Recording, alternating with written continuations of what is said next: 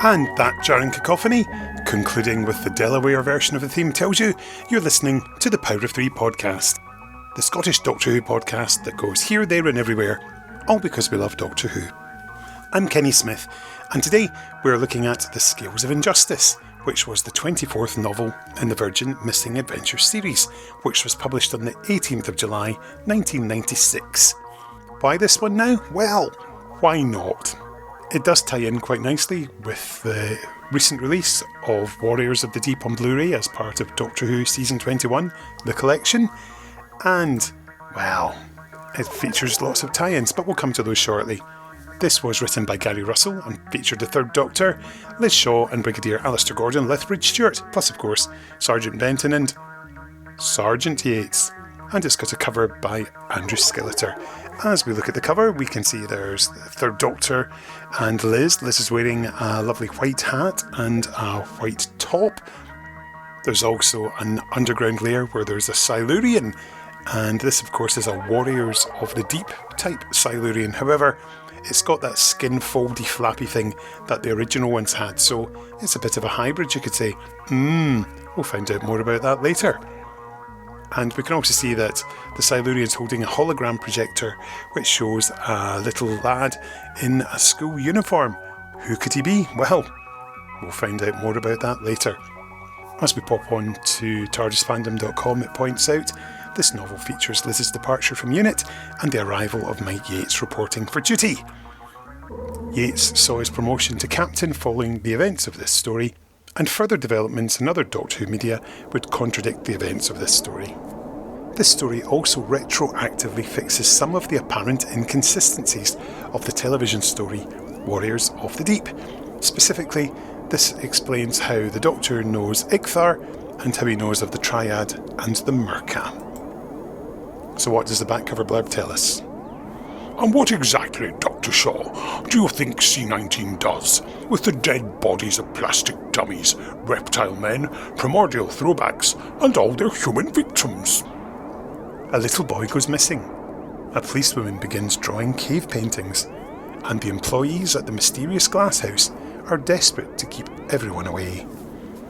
The Doctor suspects it's all down to a group of Homo reptilia. His assistant, Liz Shaw, has ideas of her own and has teamed up with a journalist to search for people who don't exist. While the Brigadier has to cope with unit funding, the breakdown of his marriage and Geneva's threats to replace him, the Doctor must find the reptiles alone.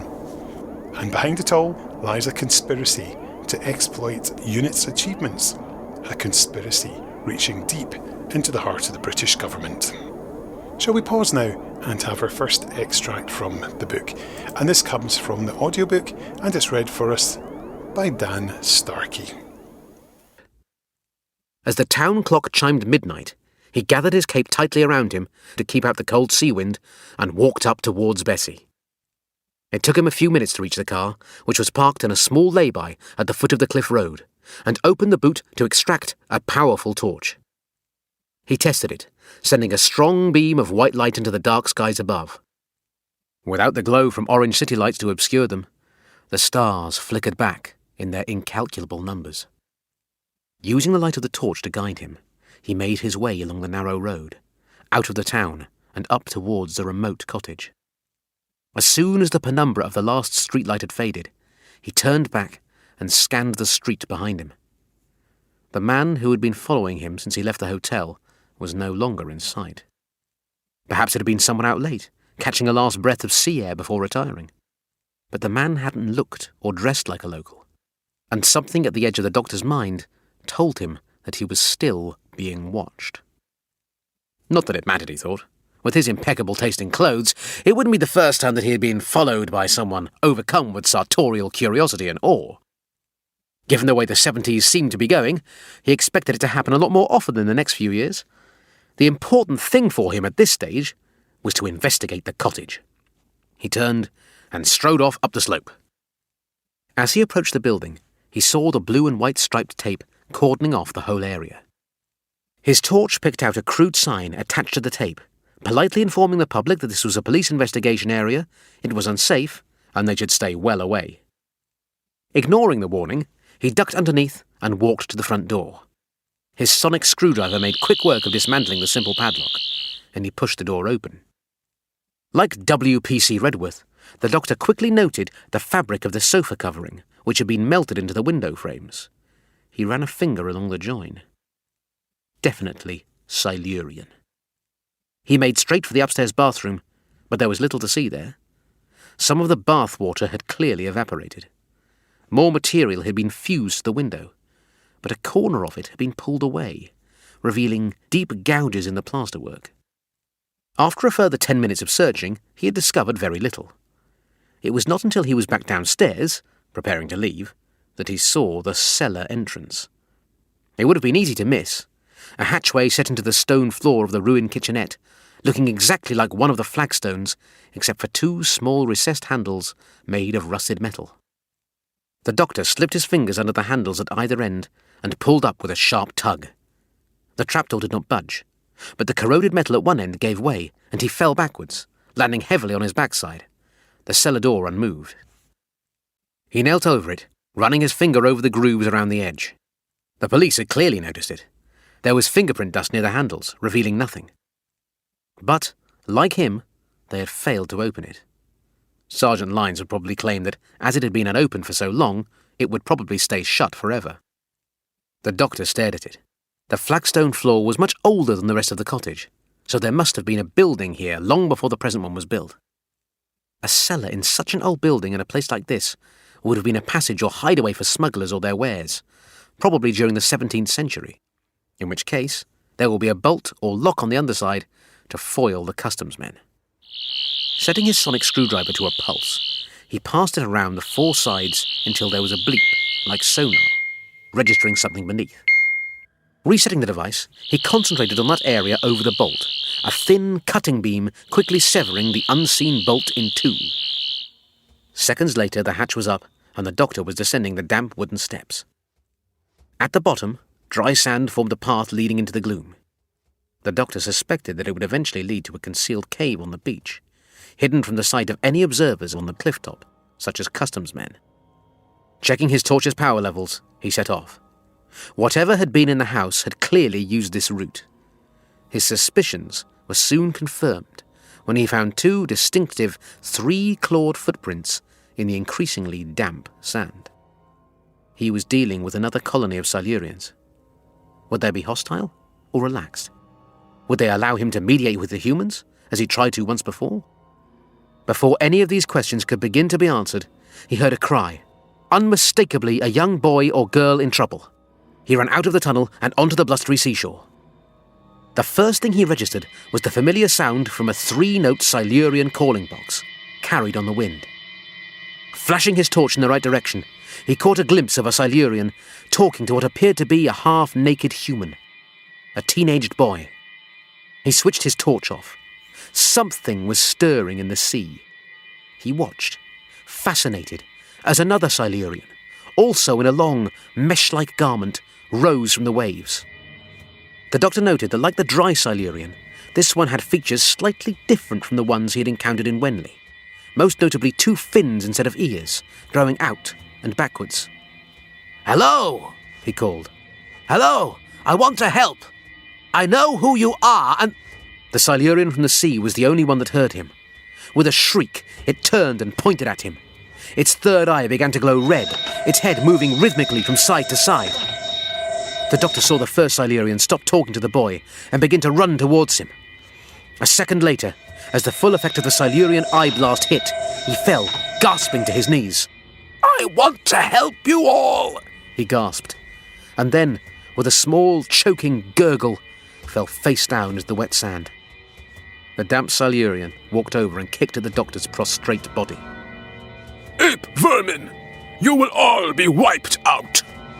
Again, the Silurian aimed its third eye. The doctor, gasping in hard and shallow breaths, began to writhe under the onslaught.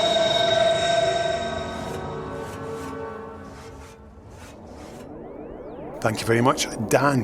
Now that comes from the end of episode 2. Yes, this book is divided into 7 episodes, so it kind of echoes that TV structure, so perfect. The book has actually had a couple of extra lives, not just an audiobook.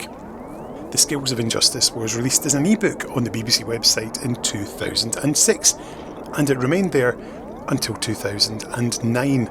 And if you use certain websites like the Wayback Machine, you might be able to find it. It was also given a proper physical reprint in 2014 by BBC Books, where it was retitled as Scales of Injustice. And the back cover blurb for that reads, "When a boy goes missing and a policewoman starts drawing cave paintings, the doctor suspects the Silurians are back. With the brigadier distracted by questions about unit funding and problems at home, the doctor swears his assistant Liz Shaw to secrecy and investigates alone. But Liz has inquiries of her own, teaming up with a journalist to track down people who don't exist. What is the mysterious glass house, and why is it so secret? As the Silurians wake from their ancient slumber, the Doctor, Liz and the Brigadier are caught up in a conspiracy to exploit UNIT's achievements, a conspiracy that reaches deep into the heart of the British government." In addition, this novel was reprinted and released as an ebook on the Kindle by BBC Books on the 6th of March 2014 as part of the Monster Collection edition. And, as you've just heard, it was released as an audiobook on the 1st of December 2016, complete and unabridged by BBC Audio, and as we heard, read by Dan Starkey. And of course this is still available for purchase. You might be able to find physical copies, and of course you can buy an official download of it as well. And I definitely recommend you do, because that's how I listened to it recently. So, we've done enough build-up. Let's hear from the main man, the man who brought the story to life, the one, the only, Mr. Gary Russell. My name is Gary Russell, and I once wrote a book called Doctor Who and the Scales of Injustice. So Gary, this is your third book, and the tone of it changes completely between your first two. Yeah, I wanted to do a Pertwee, and I wanted to do season 7 Pertwee. That was the given thing, because that's the greatest season of Doctor Who, if not the greatest season of television in the entire history of the medium. And I wanted to do a big unit, sort of tying everything together. Really and truly what I wanted to do, and I think it's the most obvious thing in this book, is I really wanted to write a James Bond novel. So I wanted to write something that felt very season 7 with a bit of Mind of Evil tacked in there as well. So it has that kind of thriller feel. It has that kind of lots of guns, lots of bangs, lots of flashes, and some great monsters, and a farewell to Liz. So all these things came together. They were all in the original pitch to Virgin. And I'm pretty it wasn't called Scales of Injustice at the beginning. It was called The Isle of Death at the beginning. And Virgin just went, no. Wrong. So then it became Scales of Justice for about half a minute. And then I went, oh no, Scales of Injustice sounds so much better. But yeah, I just wanted to write a thriller, really. And that unit season 7 setup works very well as a sort of thriller situation with, exploring really in real world terms, as much as you can have real world terms in season 7 Doctor Who, of what Doctor Who would be like, with things like the glass house and the vault, and what happens to all these things, and where does everything go, and what happens to people that get injured or hurt and they can't talk about it, and soldiers die and the parents will never know how they died. They don't know they got killed by being Silurianized, as Paul Darrow once called it. So that someone somewhere has to make up all these stories about people being killed in car crashes or run over by a bus. And so all of this was like, this is the story I want to tell. I want to tell a quite human story. And in the middle of that, it's all about the Brigadier's marriage breakup, which was a thing that I had discussed with Nick Courtney. The name Fiona for the Brigadier's wife is totally from Nick Courtney. He always said, oh yes, his wife was definitely called Fiona, yes. very sad when they broke up. I thought, oh, that's what I'll write then. So I wanted to get into all of that and get into sort of the politics. So there's a sort of mix of sort of Michael J. Bird and Gerald Glaister boardroom dramas in there and all of this sort of stuff, all with a bit of James Bond and a really good set of monsters who are having political problems of their own. So, you know, it's a political story for UNIT and it's a political story for the main Silurians. And predicting, ironically, the sort of 21st century Silurians with their very human faces, suddenly saying, you know, oh, we can have lots of different kinds of Silurians, like there are different kinds of human beings, so there's lots of different kinds of Silurians, and I'm really pleased with it. I thought at the time I wrote it, I thought, oh, finally I've written a good book. This is the one the reviewers will not be able to slag off. Little did I realise. How did you find writing for the Silurians, given that at this point there were just the 2 television stories and here you are marrying them up and the differences? Well, I'd written Silurians before because I'd done a Sarah Jane comic strip for DWM with Silurians in it. I'm just a lover of Silurians. I just think the whole Silurian Sea Devil culture. My favourite thing about Warriors of the Deep is they refer to the Sea Devil Warriors, and I thought, so that's how we can justify calling them Sea Devils. It's not actually a race name. It's their clan. It's their military rank. You're a Sea Devil warrior. The Sea Devils aren't the race of marine reptiles. They are the ones that go out fighting. And I had fun playing with their technology. And you know, why do Sea Devils wear string vests? Well, let's give an answer to that then. And showing them as well as morally corrupt as humans are. You know, that there's no better way to portray a monster than giving them the same traits as the humans, because then you start to sympathize with them, and you see this. It's Silurian society I wanted to create, and Silurian society can only work if you have real problems in there, and so that's what I was doing. Particularly with the evolution of the characters as well, when they're going from "we do not trust the apes" to... Yeah. Particularly with Carl and Tani and Sula, the hybrid family, who start off very sort of anti the apes and then realise... Liz Shaw keeps throwing at them the end justifying the means thing, and it works. You know, they start to think... They start off going, yes, the ends do justify the means, and at the end they're kind of going, oh no, maybe they don't. Maybe that's what science is all about. So I just had fun with it. It was a fun book to write. I was writing it simultaneously with the TV movie novelisation, which was interesting because I got a little bit schizophrenic, I think. One day writing about Silurians and one day writing about Doctor Who in America on the back of a police motorcycle. 2 very, very different forms of Doctor Who. And Virgin were, for the most part, relatively patient, because it did mean that Scales was a little bit late because the deadline. So I started writing Scales, then I got the commission to do the TV movie novelisation, and that had to be done far faster than Scales did. So Scales sort of took a bit of a backseat for a while.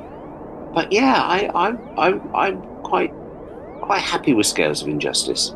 I think it has a nice balance. It's possibly the only book I've ever written for Doctor Who that, in those early days anyway, that justifies its length.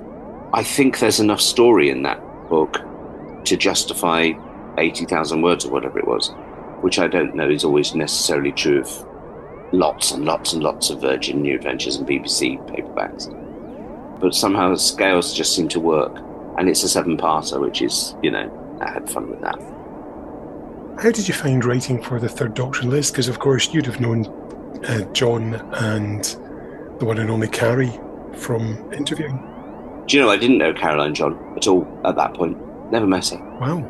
She'd never done a convention. She'd done Monopticon by then? She was Monopticon was 94, was her first one, yeah. I'd done Monopticon by then, yes. So I had seen her at a convention, but I didn't know her. That came much later, knowing Carrie. I'd always loved the character of Liv Shaw. She was, you know, she was there when I was first falling madly in love with Doctor Who. And I wanted to write her a decent exit that was based on character rather than incident. I didn't want her suddenly rushing off and marrying Jeff Johnson and, it had to, her leaving had to come out of not wanting to polish the doctor's test tubes and tell him how brilliant he was. She deserved a good, rational reason. And I thought, yeah, going off and working with the Silurians and using her science and using her intelligence had to be the catalyst for her leaving. And I remember writing very early on when I was writing the book, one of the first things I wrote was the final scene with her and the Doctor in Regent's Park and him making her a daisy chain or something and giving it to her as a farewell gift. And that lovely thing of, you know, she walks away, crosses the road into the rest of her life. And I just thought, I really enjoyed writing that. And then I had to go back and justify it all, really. So she then has the sort of the adventure with the journalist that isn't really a journalist, and then she works with the Silurian scientists. I just enjoyed writing for Liz Shaw and giving her a meaty ending, a meaty farewell. I found, ironically, writing the third Doctor very, very difficult, which is funny, because he's the Doctor I should have found it easiest to write for, because he's my favourite. And I'd written for him at the very beginning of Legacy, but I actually found it quite difficult. I kept making him, I remember this so clearly, I kept writing him like sort of season 10 or 11 Pertwee, which is a little bit more confident and a little bit more, arrogance the wrong word, but I had to keep pulling back and go, no, he's not. I've got to remember he's the scientist Doctor. And season 7, he doesn't have the full-on outrage that he has by seasons 10 and 11. So he can't get explosive and shouty about things. I put some Venusian Aikido in there, which I was dubious about because we didn't really see very much of that in season 7. But yeah, so it was more about physical mannerisms of Pertwee rather than the dialogue. If you actually look at Scales of Injustice, although the Doctor is in an awful lot of it, he doesn't have a huge amount of dialogue. He has a lot of incident, but the dialogue is a lot of people talking to and at him, which I think, you know, shows that maybe I didn't have quite the confidence to do justice to Pertwee that I would have wanted to. Interesting, because I did notice that he's definitely an active participant, but as you say, not very vocal, as you perhaps expect, perhaps in later seasons that you would do. You did get Benton. You even gave Benton a speech, which I did like the line that he'd been preparing it for the break when he said, "Well, I didn't want to go for the captaincy." Oh yes, we talked in the car. Yes.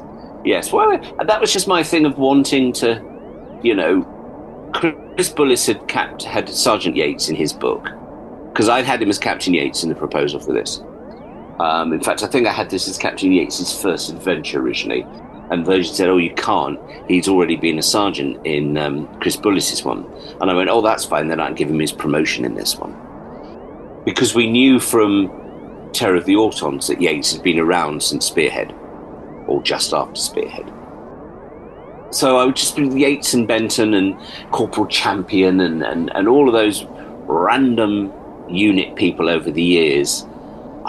It was just like, yeah, let's get them all in there. Let's have some fun. Let's make UNIT feel like it's a real organisation where people come and go.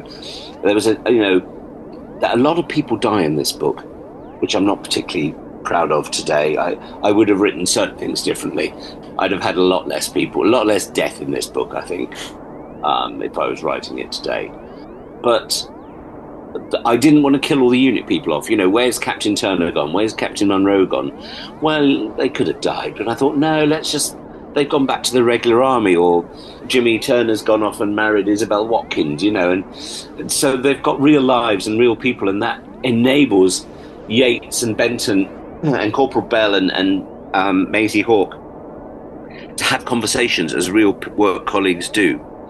I think what I'm coming round to saying here is that Scales of Injustice isn't so much a Third Doctor book as a UNIT book. It is far more about UNIT, both in terms of its personnel and their story, and as how it sits within the hierarchy of the British military. Almost the Doctor is sort of like, it's not secondary, but he's just a member of a unit in this. He features as much as any other member of a unit does.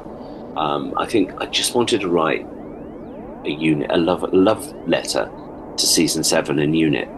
Talking of deaths, Mark Marshall, the boy killed, stripped of his genetic material by the Silurians. Sorry, the Earth reptiles. If I was redoing the book today, if I was writing that book today, he would not have died. He would have been, probably wouldn't have been mended, but he would have survived, and we would have had to have seen how he coped with what the Silurians did to him, and then come back in 10 years' time as an angry teenager ready to kill Silurians, probably. But because I killed his parents off, it made sense to kill him off. That's what I mean about killing people. All 3 marshals die, and they really shouldn't have done.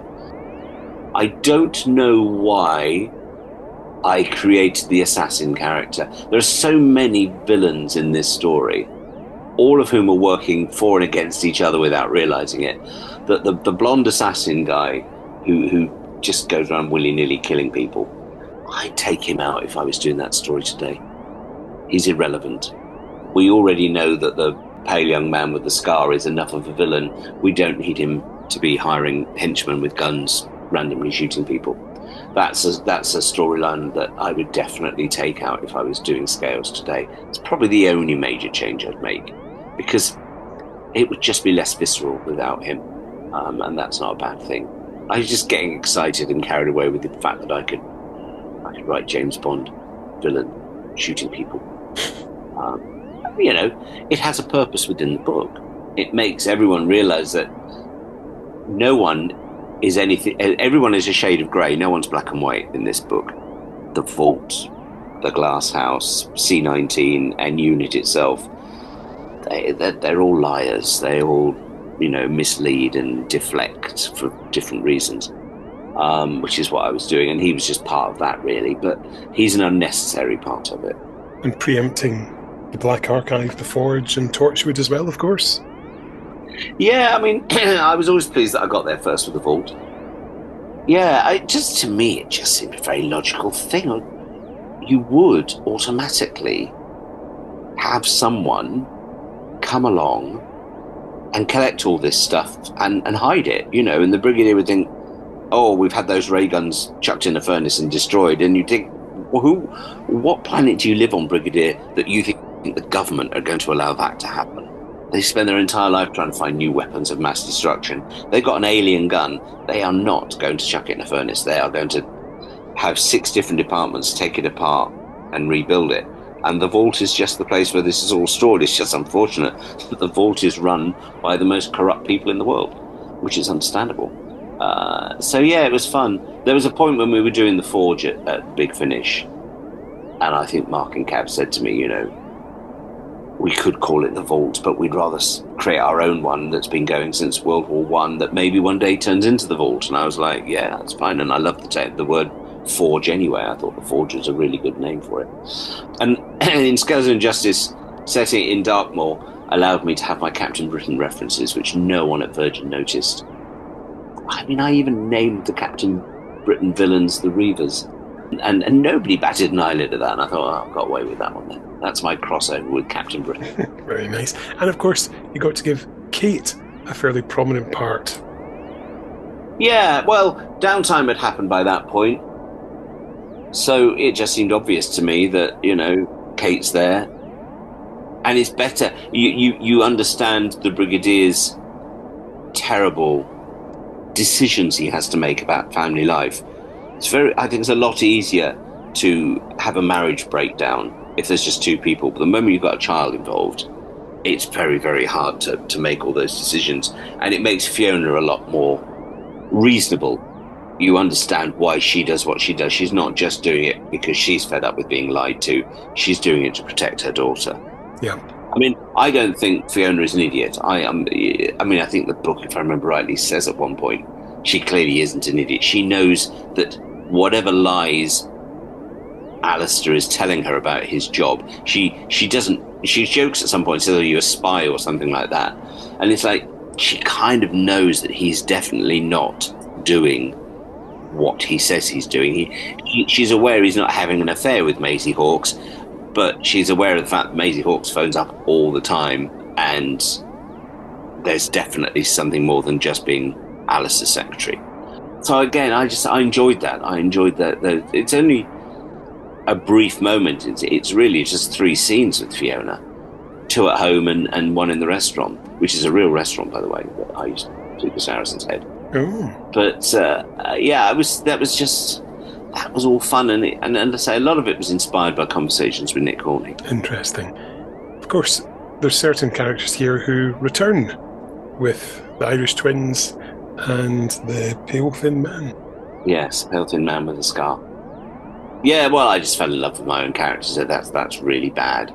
That's bad writing when you fall in love with your own characters and you think, I don't want to kill them off because I'm going to bring them back. I knew, I'd always said to Virgin when I was doing it that there'll be a sequel to this one day. As it turned out, it wasn't with them, but I had planned it right from the off. I knew that the next thing I wanted to write was going to be an Auton story to tie in with Kira and Kellyanne, who I just love as characters. I just, visually, I thought I could picture them always in my head. So yes, I enjoyed them, and I kept them going for another couple of books. And the pale man with the scar has also featured in a lot of other stuff I've done. Yeah, they're just fun, monstery villains to hang out with. Yeah, definitely got large personalities. So I think the Thin Man does. I think he's... Well, you say that. Actually, they don't have much personality in this book at all. Thin Man does. Kira and Kellyanne don't. They don't really get personality until the last book that they're in, where we learn their origin and everything like that. I find twins interesting characters to write. The idea, I've seen so many twins who are identical, even if they're male and female, you can tell they're twins. And they do have this silent kind of automatic, they lift their hands at the same time, they turn their heads the same way. They do everything almost robotically. It's an instinctive thing that some twins have. And I find that quite interesting and deeply creepy. So that and Kellyanne is based on a real person. I met an Irish guy I worked with called Kellyanne for years, and the description of Kira and Kellyanne in the book is him. And so I despite the fact he only says one line in the entire book, I had his voice, ironically, in my head for Kira the whole time, because he had this beautiful, beautiful Irish accent. So yeah, they're based on a real person. Yeah, I was tempted. I remember Virgin saying to me, you're going to do a cast list for this one like you did the first one. And I went, no, because it'd just be a cast list of people who've been in unit.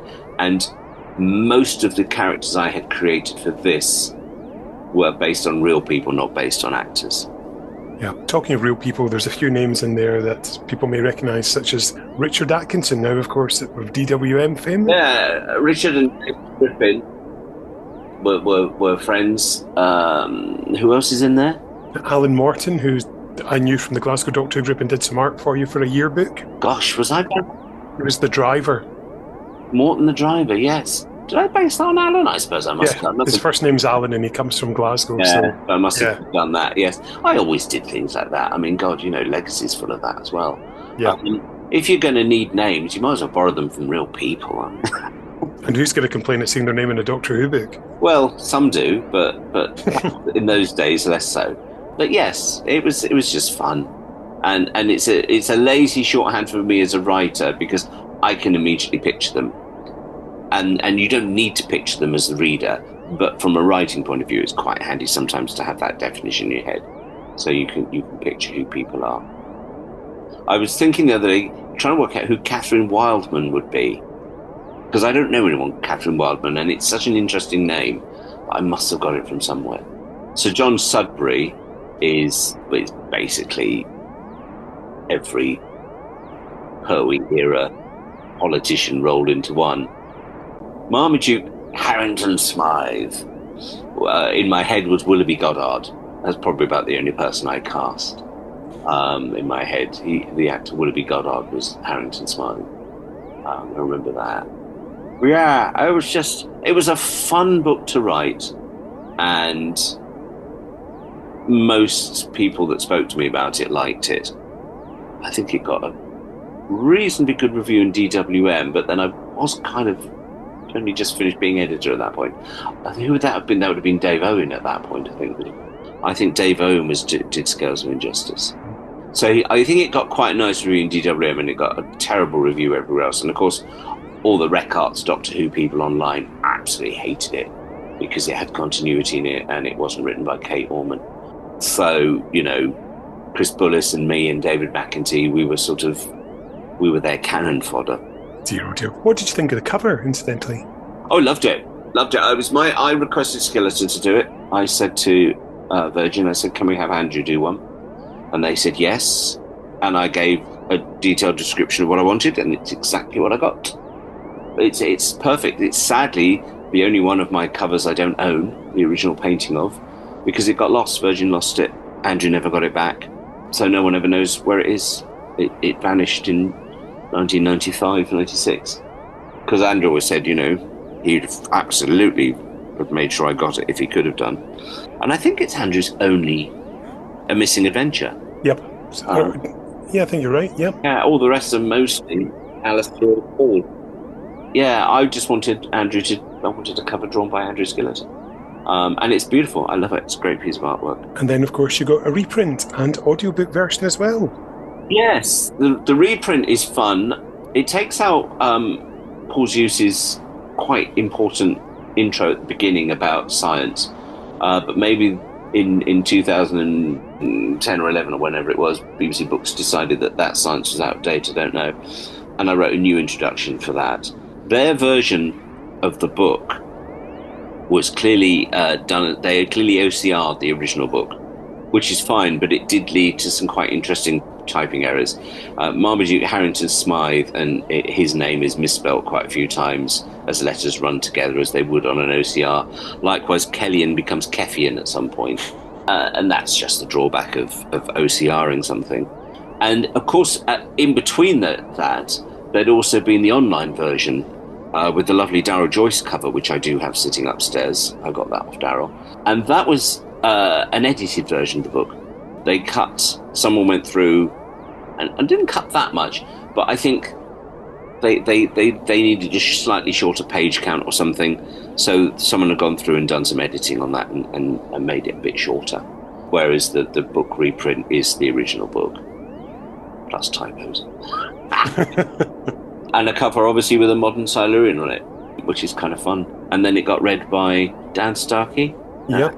It is Dan, isn't it? Got read by Dan Starkey as the audiobook, which is always nice.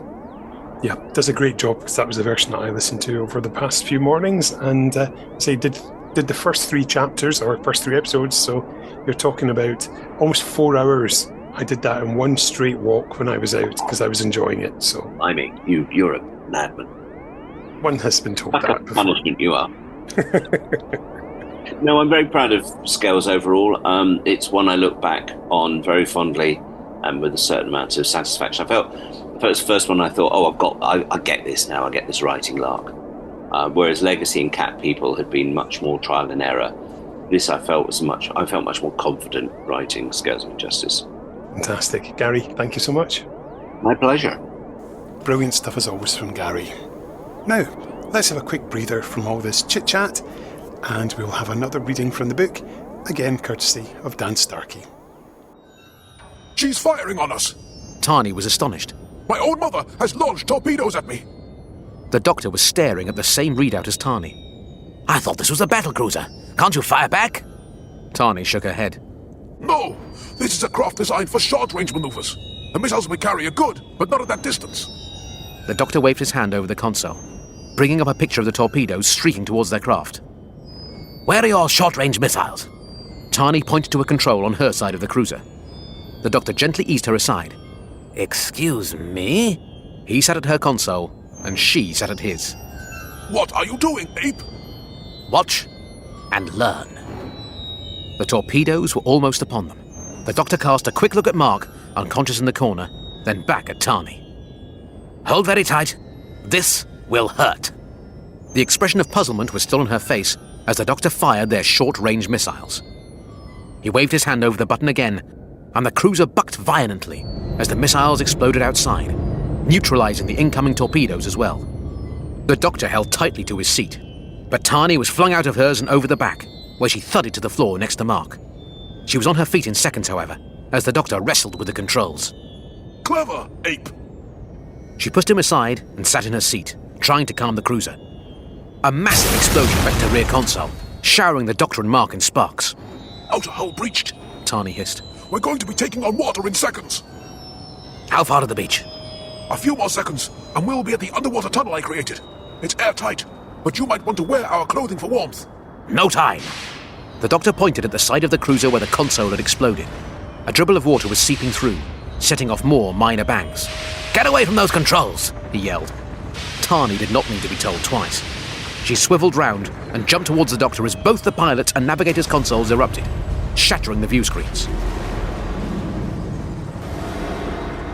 We're moving blind! She shrieked, and an instant later, the cruiser crashed into something hard. We'll have to swim for it, the doctor cried, grabbing Mark and throwing him over his shoulder. He pointed at an emergency red switch. Is that for the hatches? Tani nodded. This will fill with water in seconds. You'll drown. The doctor ignored her, hitting the hatch release. The catches on the hatch opposite exploded, and the door flew inwards rather than out, almost hitting the doctor and Mark. There was a small splash, and for a moment it seemed as if they were safe. Then a massive inrush of water filled the cabin, flushing the three bodies straight out. The doctor looked for the darkest patch above him, knowing that this usually indicated the safest place to surface. A few seconds later, he and Mark broke the surface, and the doctor gasped for air. He turned his head. The beach was close, and, lying Mark on his back, the doctor dragged him, half swimming, half pulling towards the sand and pebbles. Just as they got there, the water behind erupted in a fountain of froth. The cruiser had exploded. Tani! Called the doctor. Tani, where are you? She's right here, said a man's gruff voice. The doctor found himself staring down the muzzle of a high-velocity rifle. He looked to his left and realised that sitting on the beach was one of the government's new and highly secret stealth aircraft. Interesting, he murmured. I didn't think that had made it beyond the drawing board yet. Tani was being held by 4 other men, a gun at her head. The doctor caught her look and saw her third eye beginning to flare. Hoping that reptiles could see better in the dark than humans, he mouthed a no and was relieved to see the red glow fade. Another soldier was hauling Mark over his shoulder. The man who had initially spoken waved his gun at the plane. Into the Blackbird, all of you. The doctor, the man carrying Mark, and those with Tani all boarded the ramp. The leader looked around, then whistled. The man who was obviously the group's lookout heard the whistle. He was about to give one back when a large lump of rock caught him behind the ear. He dropped like the proverbial stone, but before he even hit the ground, he was yanked back into the darkness of a recess in the cliff. Mike Yates unclipped the man's belt and used a knife to slice through his bootlaces. Mike had already shed his own top clothes and was trying not to shiver as he unzipped the black coveralls. The whole procedure only took 30 seconds, but it was long enough for the leader to whistle again. Hurriedly, Mike zipped up the coveralls on his own body and slipped on the damaged boots, hoping no one would look too closely at the laces. Pushing on the helmet and snapping down the visor to cover his face, he stumbled out of the recess, almost crashing into the group's leader. Mike mumbled an apology as indistinctly as he could. Yeah, well, we'll discuss your lookout abilities later at the vault, said the leader, pushing him towards the plane. 45 seconds later, the plane executed a perfect vertical liftoff and, watched by Corporal Bell, silently shot back into the sky and headed northwards. Augie and Kruger watched the cruiser explode into millions of pieces as their torpedoes hit. Excellent! The apes cannot be warned by my treacherous daughter! Augie pointed to Baal. And you had better return to your laboratory. I thought you had the stomach for war, the love of it that you should have inherited from your father. Baal looked hard at her and Kruger, and then stepped back to the right-hand tunnel. But instead of heading down it, he waited, listening to his mother's next order to her council. The apes are pathetic, she was ranting. Chook was wrong. The Triad are wrong. It is our job to start a war with these usurpers. We will attack now, while it is dark. She raised her hand dramatically. Arm the battle cruisers. Activate the Myrka. We'll attack now. destroy every ape we see, and take over this landmass. Once that is ours, their world will soon fall. Bal hurried back to his laboratory, then hesitated in the doorway, watching Sula and the Liz ape using the computers. The Liz ape's arm was in a sling, but she was clearly quite efficient at what she did. Had he got it all wrong? Was his mother's fierce upbringing responsible for blinding him to the truth? Sula and Liz were working together. To some extent, he and the Doctor were working together. Chuck and the Doctor had certainly worked together. Alarms rang throughout the shelter. Young, able-bodied Earth reptiles of every sort threw themselves into 1-, 2- or 3-person cruisers and headed for the mainland at maximum speed. Augie and Kruger led the attacking fleet from the main cruiser, which also housed the fearsome Myrka. Augie watched as the coastline grew in the view screen.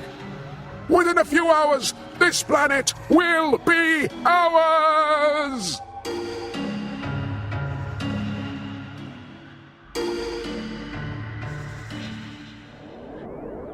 Thank you again, Dan, and thanks also to BBC Audiobooks for their permission to use that.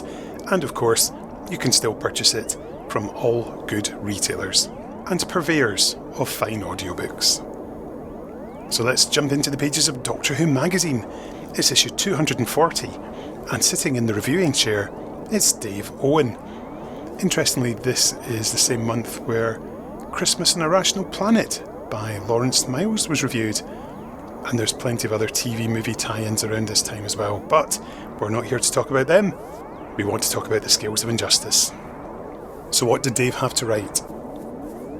In comparison to the New Adventures, it first appeared as though their younger stablemates, the Missing Adventures, would be a more disparate, unlinked series of individual books, perhaps appealing more to casual readers than regular month-by-month stalwarts. Surprisingly, however, the second range is developing its own interdependent mythology, albeit at a more steady pace. Gary Russell's latest contribution, The Scales of Injustice, ISBN 0426204778, builds strongly on both the recent The Eye of the Giant and Who Killed Kennedy, as well as feeding from characters and situations in televised Doctor Who. Virgin's stable of authors include both fans of Doctor Who and those with only a passing interest in the series, and it is sometimes hard to guess which are which. However, The Scales of Injustice could indisputably only be the work of a die-hard fan. This is not a criticism, as Gary's two goals are laudable. Firstly, to evoke the action-based technological thrillers of Doctor Who's 70s stories, and secondly, to reconcile inconsistencies and glue together loose ends from the series. Only a fan would want to do this, and only a fan could do it well. Taking place immediately after The Eye of the Giant, this book covers many similar themes from Season 7. Structured into 7 episodes, each ending in a cliffhanger, the story has the Doctor and Liz often acting as independent scientific investigators. As on television, it is the Doctor who goes to parley with the aliens, acting as an ambassador to a race not his own, and leaving Liz to fall prey to a conspiracy.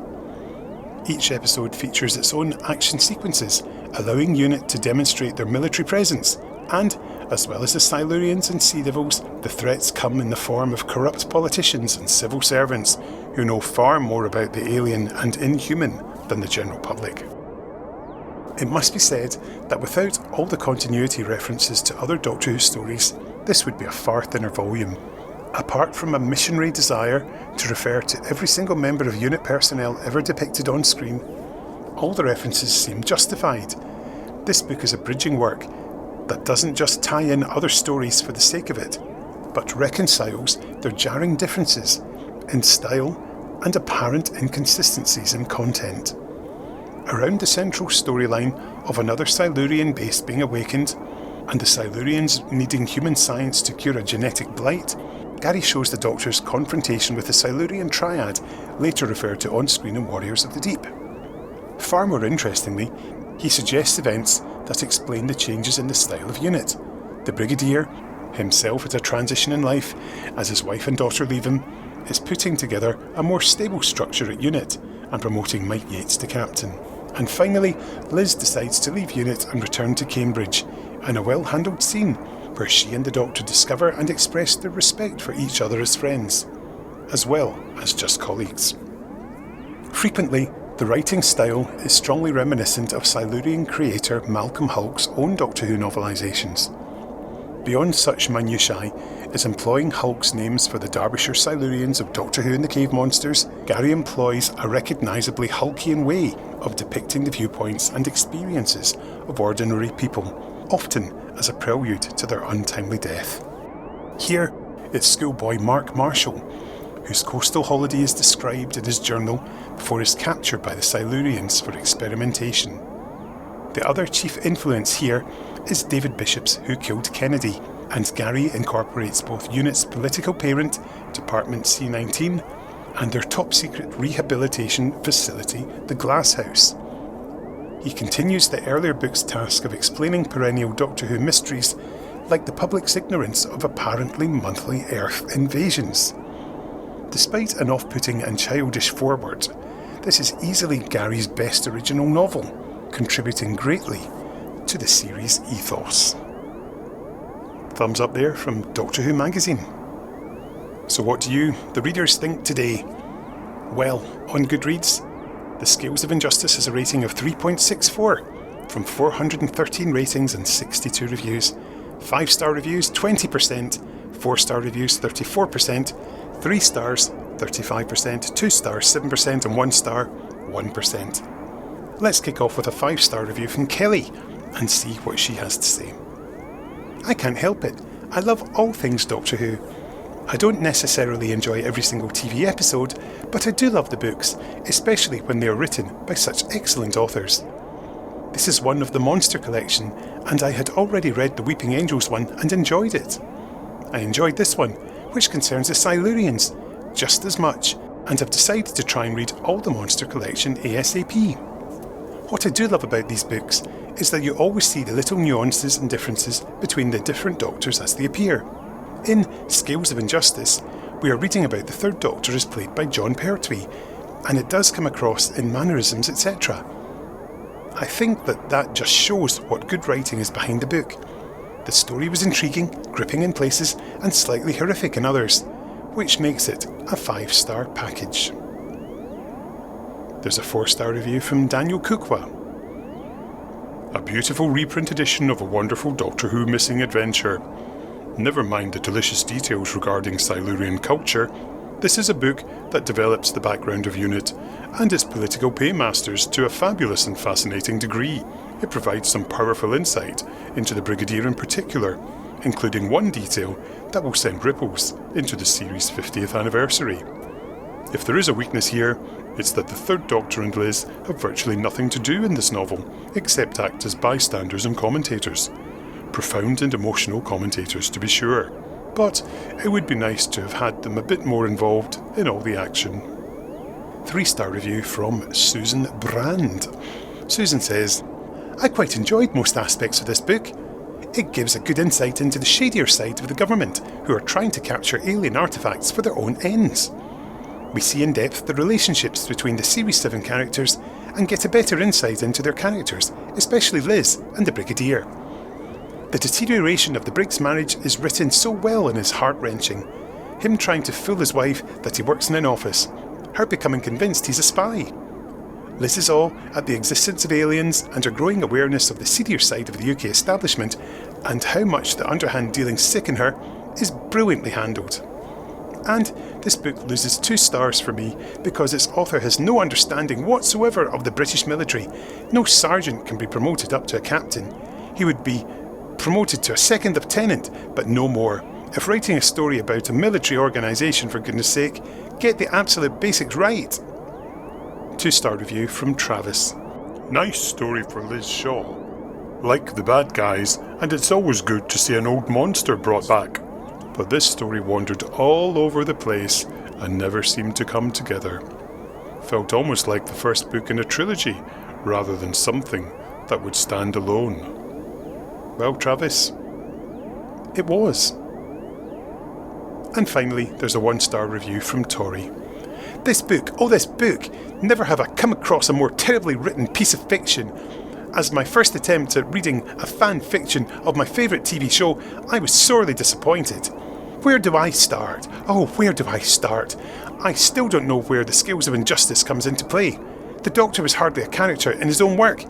Can we talk about how the title is Doctor Who and, when his name isn't Doctor Who, just The Doctor, so the title is bogus in 2 counts? The Silurians were semi-okay. They were never my favourite. But the whole plot of that was overshadowed by a government conspiracy twinned with everything. It involved too many government agencies that were hard to keep straight and way too complicated in their multi-layered dramas and strange inventions.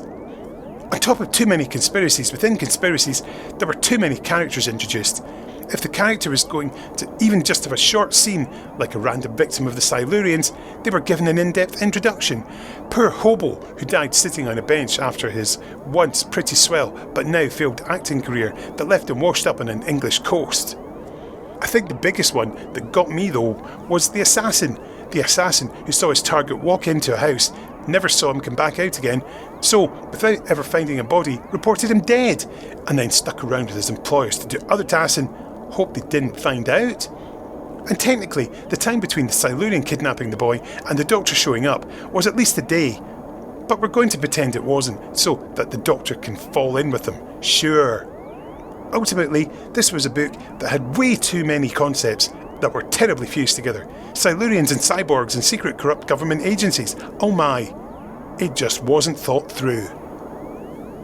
Tori didn't like it, did she? Poor soul. But pretty much everybody else did, which is good.